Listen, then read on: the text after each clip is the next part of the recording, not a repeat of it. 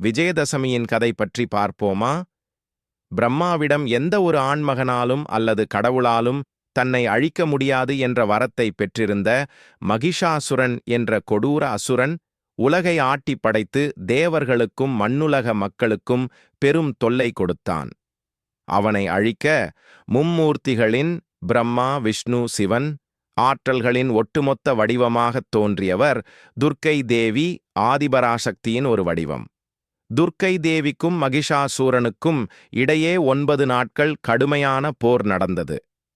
இந்த போரின் 10வது நாளான விஜயதசமியன்று துர்க்கை தேவி மகிஷாசுரனை வதம் செய்து உலகிற்கு அமைதியை கொண்டு வந்தார்.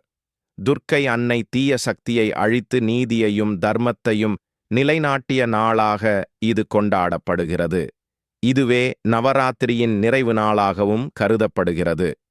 இந்த நாள் வெற்றி திருவிழா என்றும் அழைக்கப்படுகிறது. எந்த ஒரு புதிய காரியத்தை தொடங்கினாலும் அதில் வெற்றி நிச்சயம் என்பது நம்பிக்கை.